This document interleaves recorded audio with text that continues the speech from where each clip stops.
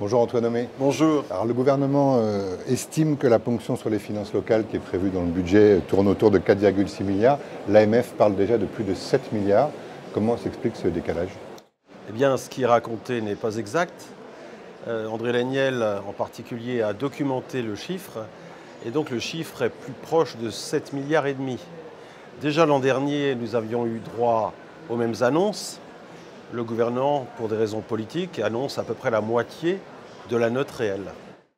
Et en particulier, il y a un durcissement sur le fameux DILICO. Alors, on va essayer d'en parler un petit peu pour faire comprendre. Hier, David Lisnard expliquait que vous prêtez de l'argent à l'État et finalement vous payez des intérêts sur ce que vous prêtez. Expliquez-nous le mécanisme de ce... Oui, en gros, c'est un prélèvement. Et ce prélèvement, eh bien, il est censé être remboursé partiellement et sur plusieurs années. Effectivement, il s'apparente à un prêt, mais un prêt très spécifique puisque c'est le prêteur finalement qui paye les intérêts puisque le remboursement n'est que partiel. Pire encore, nous pensons qu'en réalité, ce remboursement n'arrivera pas. Parce que, sachant quel est l'état des finances de l'État, nous avons vu que tous les engagements en termes de compensation, en termes d'abattement qui auraient dû être compensés par des financements de l'État, ça ne marche jamais.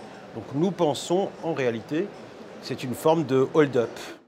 C'est-à-dire que l'État met des conditions en plus au remboursement. Oui. Donc si j'ai bien compris, il n'y aura remboursement qu'à partir du moment où les dépenses seront freinées. C'est ça. Alors, oui, alors c'est une espèce de Cahors empire. Donc une punition collective. Alors Cahors, c'était un mécanisme de prélèvement, mais collectivité par collectivité. Certaines étaient impactées, notamment les plus grosses. Là, c'est un mécanisme de punition collective. Si effectivement certains ratios sont dépassés, il n'y a pas de remboursement. Mais nous pensons, sans hélas de grands risques de nous tromper, que dans tous les cas, le remboursement est vraiment, à notre avis, pas à prévoir. Nous pensons que c'est un prélèvement et que dans le temps, avec les années qui passent, on inventera des mécanismes pour ne pas rembourser ou ne rembourser que très peu. Ça a été le cas pour la taxe professionnelle, par exemple? Oui, pas seulement. En fait, d'ailleurs, on a privé notamment les territoires industriels de ressources et on a dit à l'époque, c'était une faribole, compensation à l'euro. C'est vrai la première année et encore. Mais dans la durée, on a constaté à chaque fois que ces compensations étaient d'abord diminuées, puis supprimées. La baisse, elle ne se fait pas seulement sous forme de ponction. On a quand même l'impression qu'on va forcer les collectivités, d'une certaine manière, à freiner leurs dépenses, mais pas seulement de fonctionnement, mais y compris leurs dépenses d'investissement, alors que les collectivités sont le principal investisseur public du pays. Oui, et malgré la conjoncture difficile, et parce que les maires sont bons gestionnaires, ils ont continué à investir. Ce sont des investissements locaux, ce sont les entreprises du BTP qui travaillent. Donc c'est très important pour la croissance.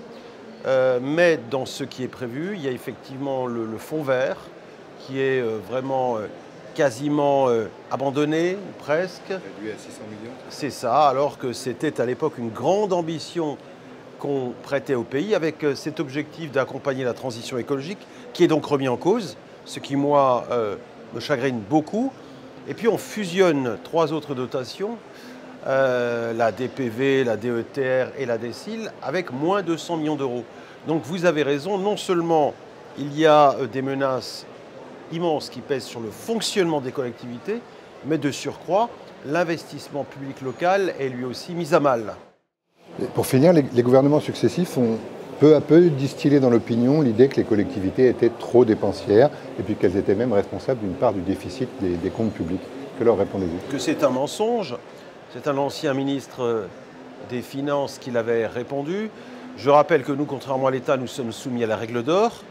On ne peut donc emprunter que pour investir. Donc, par principe, on est obligé de gérer dans ce cadre extrêmement strict. Et enfin, faut-il préciser, c'est important, que la part des collectivités locales dans la dette globale agrégée de la France, État plus sécurité sociale plus collectivité locale, elle a même légèrement baissé. Donc ce n'est absolument pas à cause des collectivités territoriales si nous sommes dans la situation catastrophique dans laquelle nous sommes. En revanche, la suppression de la fiscalité locale fiscalité économique et taxes d'habitation que l'État a mal compensées par de la dette est une des raisons de la situation financière de notre pays. Et donc, d'une certaine façon, c'est bien les ponctions sur les collectivités qui ont également conduit à cette situation. Ce ne sont pas les collectivités qui sont responsables, ce sont les mauvais choix de l'État en matière fiscale. Merci beaucoup, Antoine. Merci à vous. Merci.